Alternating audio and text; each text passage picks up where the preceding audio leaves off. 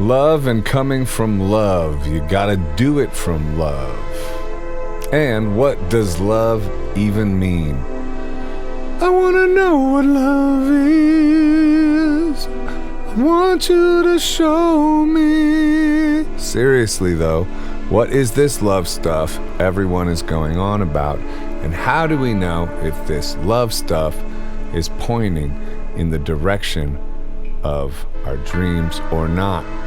Is this love or is this confusion, like Jimi Hendrix sings? I know I love him, so maybe that's a clue. I'll get to love in a minute, but first I want to tell you what I have been doing, explain the thought behind it, and I think it will loop back around to the subject of what love is and just how to know if we are coming from love or not. And how do we know if we are doing it right?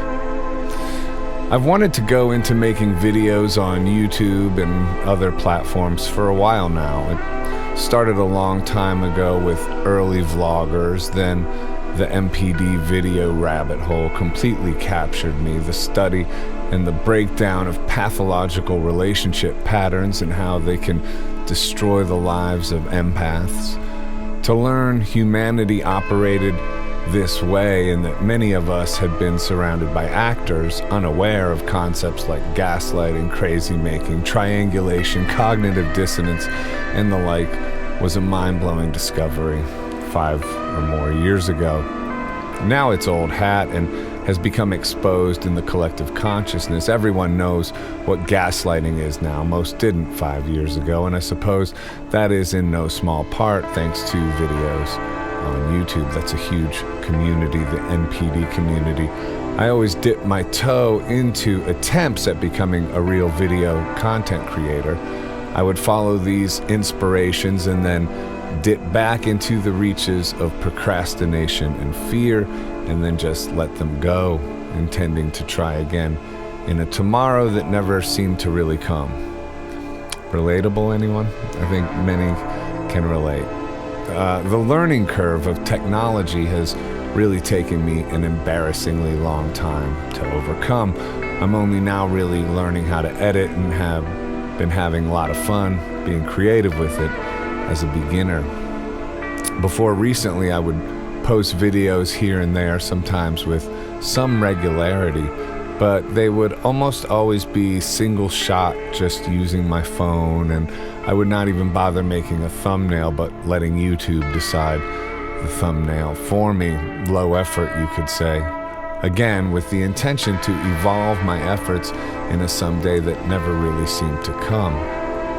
In 12-step programs of recovery, they always say, half measures avail us nothing. That could describe my relationship with content creation on these platforms until very recently, when the resolve finally hit me to put actual effort into this pursuit, which loops back to love and what it is and what it means to be coming from love. Obviously, love, like God, like mercy or grace, are concepts so big they defy definition, but we can analyze their qualities and arrive at something like a definition. Firstly, love builds on itself. Love is like an investment that grows, and things like effort and dedication are reflections of love or our love's benchmarks. You could say they are evidence of love. You will know us by our fruits. In my lower effort videos of the past, I was coming from love and a desire to give as well, but keeping my effort low meant fear was very much riding shotgun, and even taking the wheel. Low effort meant I wasn't really trying, which meant I couldn't really fail, which meant that bastard called fear was still really the main driver, even though I was mostly unconscious of it.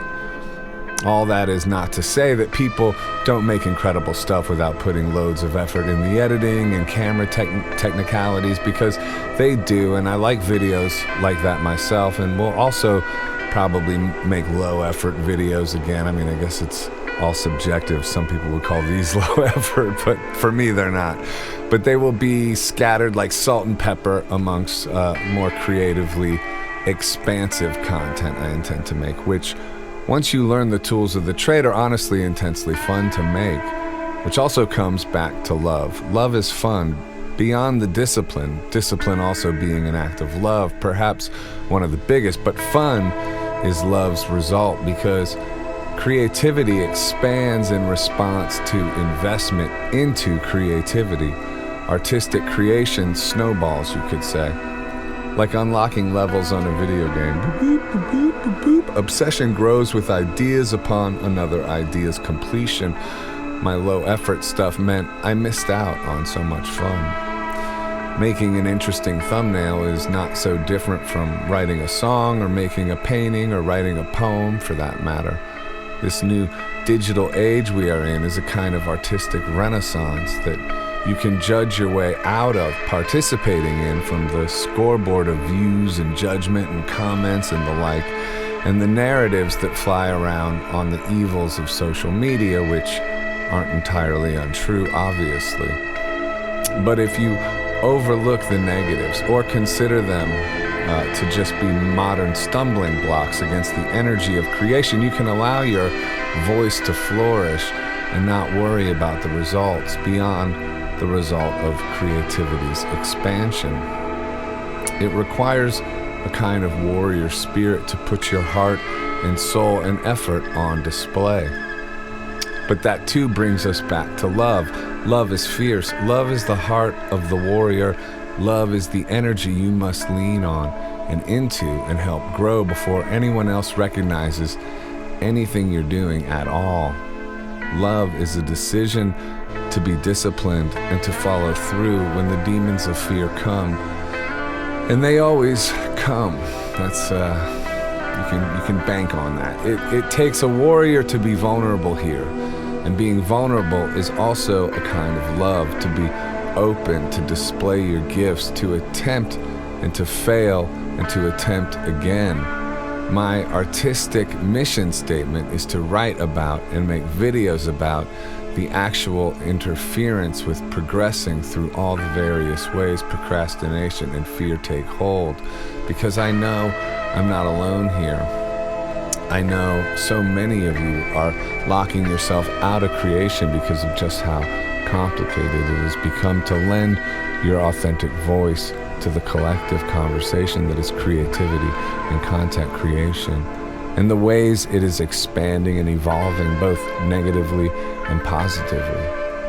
I assessed where I could give the most value and determined that that was an area I had a lifetime or two of experience in. I have countless records on iTunes and Spotify, I think like over 20, and the like, which display overcoming these hurdles in the past, and the correlation between then and now is deep, but it's not the same. Back then, you learned by doing as well, but the efforts you displayed were more curated then. You could spend years making a record before you displayed it or attempted to promote it.